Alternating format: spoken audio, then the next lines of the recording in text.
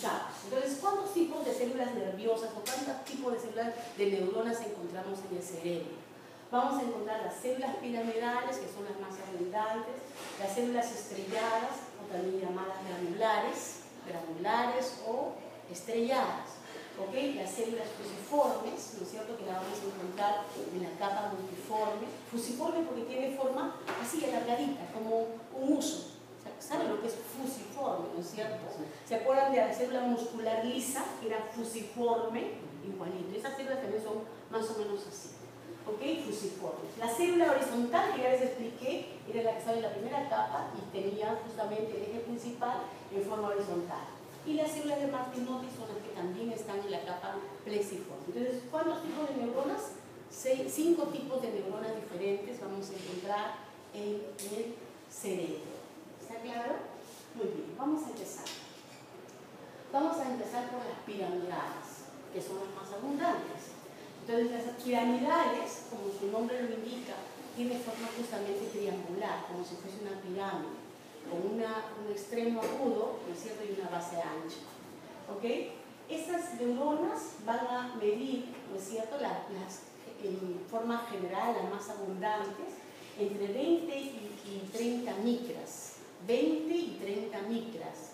Y las vamos a encontrar en las láminas 2 y la lámina 3, o sea, la capa 2 y la capa 3. ¿Ok?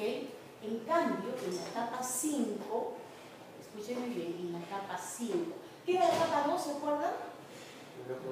La capa granular externa. Entonces, ahí van a haber células estrelladas y también van a haber células piramidales pequeñas. Por eso dice que en esa capa 2 se encuentran esas piramidales pequeñas. Después en la capa 3, ¿qué viene en la capa 3? ¿Cómo se llamaba? Piramidal externo. Ahí también vamos a encontrar células piramidales poco pequeñas. ¿Okay? En cambio, en la capa número 5, ¿cómo se llamaba? La piramidal interna. Ahí vamos a encontrar las piramidales más grandes, ¿okay? Que pueden llegar a medir hasta 120 micras. Y esas piramidales grandes o gigantes también se les llama células de Betz. ¿Okay? Entonces, dicen en la corteza, que están en la corteza motora. Porque recordemos que el cerebro lo podemos dividir en unas zonas motoras y unas zonas sensitivas.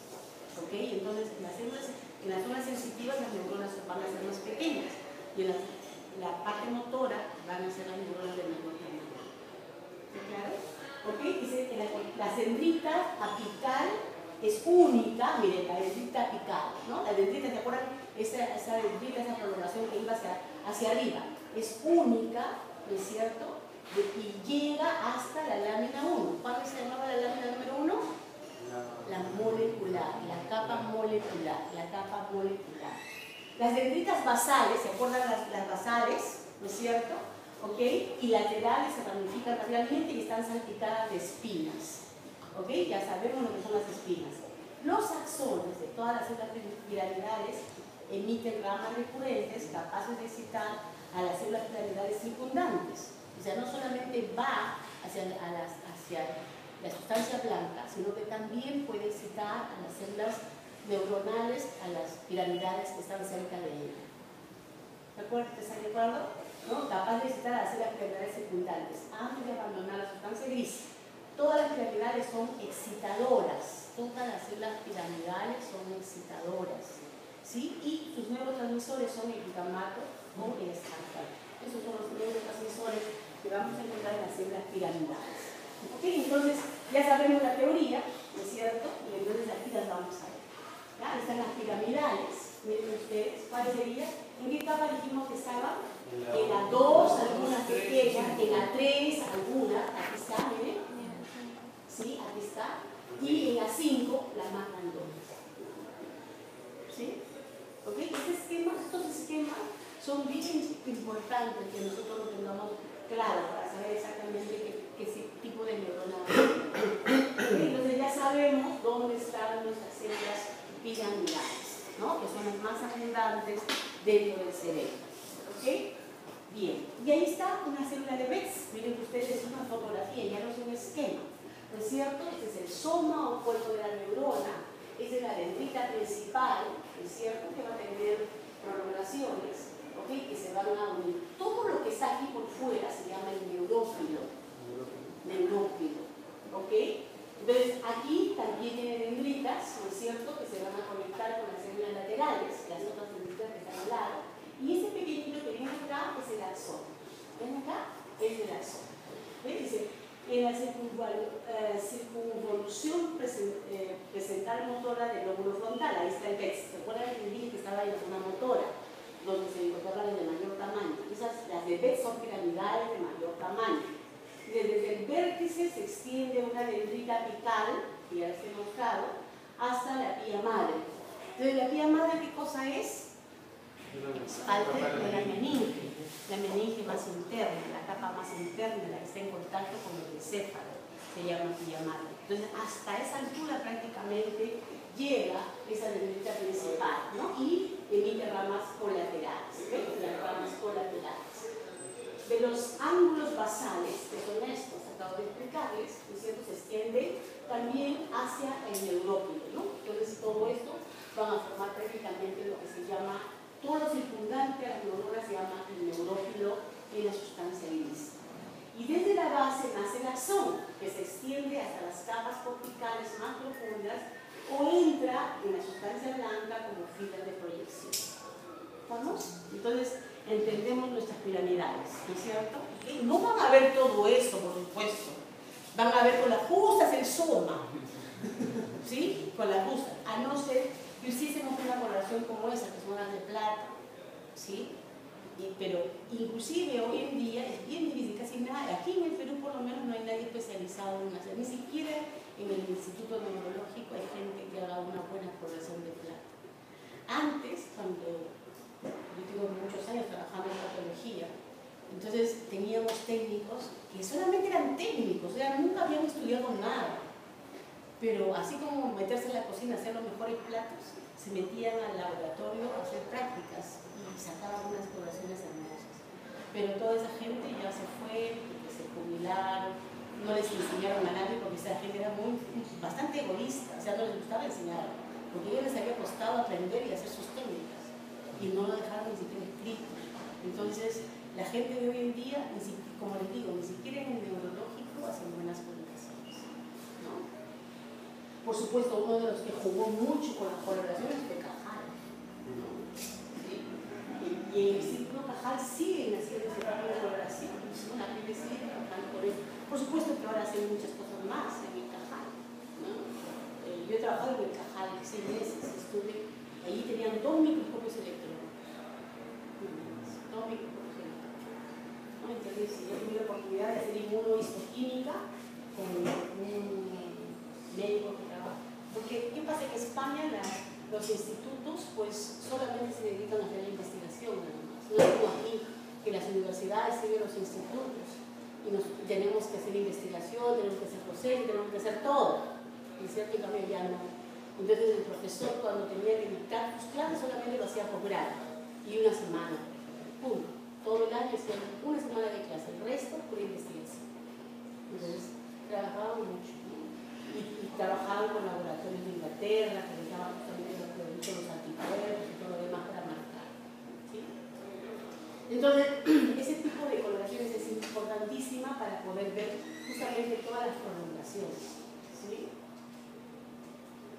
Bien, entonces la otra célula, la célula estrellada, que también se llamaba, ¿cómo dijimos? Granular, ¿no es cierto? También llamada células granulosas o granulares. Entonces, ¿dónde teníamos la granular? ¿Cuál era? La granular interna, ¿no es cierto? ¿Cuál capa era? La capa número 2, ¿no es cierto? ¿Y cuál más? Y la 4.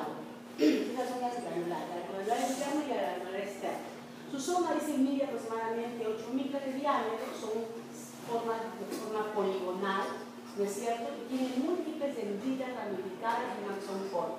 Miren, aquí, por ejemplo, aquí la han dibujado aquí, porque no es que estén solo en una zona, sino que pueden estar también en otras zonas, ¿no es cierto? Pero están más abundantes en ciertas capas, ¿no es cierto? Y aquí, por ejemplo, vemos, esta es una granulosa. Miren ustedes, miren cómo es la forma, medio estrelladita como cualquier neurona, todas sus dendritas ramificadas y el axón es cortito. Este axón se conecta con las dendritas de las células piramidales. ¿Ok? Entonces, esas son las células estrelladas o células granulosas. ¿Ok? Después que tenemos las células fusiformes. Aquí está la fusiforme, miren. Aquí está la fusiforme. ¿Ven cómo le dije cómo era? ¿Ven? ¿Sí? Entonces, miren cómo están sus dendritas y miren cómo es el axón. Ahora vamos a mirar. Dice, tiene su eje longitudinal, ¿no? Vertical a la superficie y están concentrados principalmente en la capa, ¿cuál será? La capa piramidal, y también van a esa capa de acá, ¿no? Pero más están en la capa 5, junto con las piramidales de mayor tamaño, ¿ok? Concentradas principalmente en las capas corticales más profundas. El axón se origina en la parte inferior del cuerpo celular, aquí está, esta de acá, la guita, ¿ok? Y entra la sustancia blanca como flujo de proyección, ¿no? Eso se llama asociación oncomisural. La dendrita inferior, esa es otra dendrita, miren, ¿no es cierto?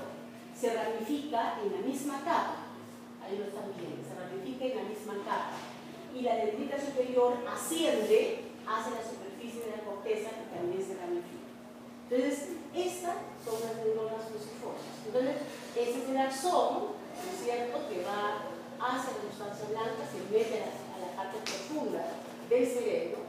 Estas son las dendritas inferiores y estas son las dendritas superiores. Es cierto que también se ramifica, pero solamente la dendrita inferior es cortita y solamente se va a ramificar en su misma capa. ¿Sí? Entonces, ya tenemos ¿cuántas células? 3 tipos de células hemos visto, ¿no es cierto?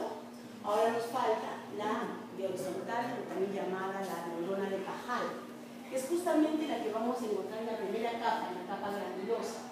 ¿Se dan cuenta? Está, es pequeña, ¿no es cierto? Es una célula también fusiforme, miren ahí en el cuerpo de la neurona, es fusiforme y tiene un eje horizontal, ¿sí? Entonces, miren ustedes, aquí está el axón, que se estrella acá, y las dendritas son las ramificaciones cortitas que se están conectando con las dendritas de otras neuronas, ¿no?